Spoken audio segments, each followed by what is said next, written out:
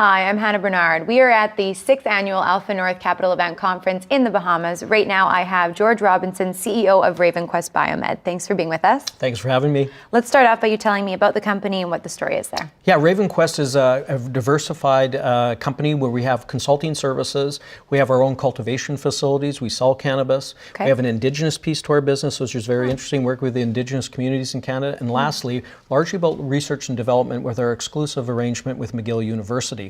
So we're very diversified with multiple revenue streams coming out from IP right through the cultivation side. So much different than most other cannabis companies. What makes your company stand out in your sector? I think it's really about our diversified revenue model, and how that breaks out is 4 pillars that we have in our sector. The first pillar is our management services and consulting side of the business that also has its own technologies in it and intellectual property that we have in that side of the business. So that side of the business has been helping clients for now a better part of 5 years make their companies better by helping them, teach them how to grow, designing buildings, restructuring their buildings for them in that area. Pillar 2 for us is our actual cannabis facilities that grow and sell cannabis. One in Markham, Ontario, one in Edmonton. Our 4th pillar is our deep involvement into the Indigenous communities in Canada. Indigenous communities have this unique benefit of UNDRIP, the United Nations Declaration on the Rights of Indigenous People. What this provides them for is a capacity to grow cannabis with no taxation to it, which is a savings about 22 to 25%. And we have the strongest relationship in the Indigenous community.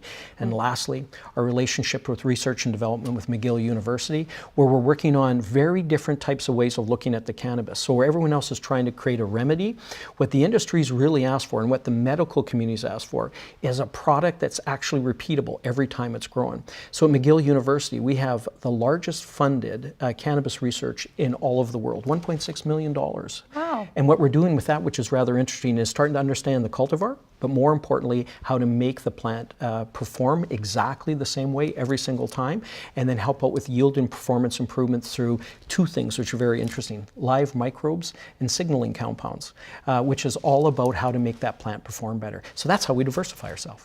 Very interesting. Let's talk about the next 6 months, talk about your growth strategy and some goals coming down the line. Yeah, so we're right where we want to be. Timing is everything. So our sales license is going to be happening, and our full sales license will be happening right now in our Markham facility. Okay. License to cultivate will just be happening in the next few weeks out of our Edmonton facility. We've already pre-sold every single gram we're going to produce this year at above our pro forma rates that we had set up for our own yearly reviews. So we already have $52 million in revenue already pre-sold for the year, which is really super exciting for us. But we did it in such a manner that we don't even have to get down to the points of individually packaging it. So for this year, because there's such a supply shortage in Canada, we can actually sell bulk cannabis with the highest margin drop to the bottom line. So it's really interesting. Now we can start focusing our business for the 6 months of what kind of final product are those clients looking for, whether it's in the consumable side, like people would call them edibles, or whether that's in other types of products like beverages and or vape pens or something like that. That's where our focus is for the 6 months. So by October 2019, we have a bunch of really good products that we can take to market. Great. Well, you sound like you're quite the innovator and a trailblazer yourself, but is there someone that throughout your career you've sort of looked up to somewhat as a role model? You know what? I got 2 great people. They're called my mom and dad, right? They've been huge supporters. So they've been gone now for a few years, but what they created in me was something I think is very interesting, a passion for what you want to do. If you're not passionate about it, don't chase it.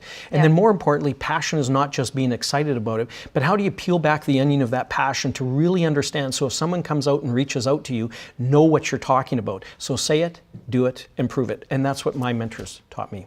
Well, you have no shortage of passion, George. Thank you so much for sharing all that with us. I appreciate you having me here. Thanks.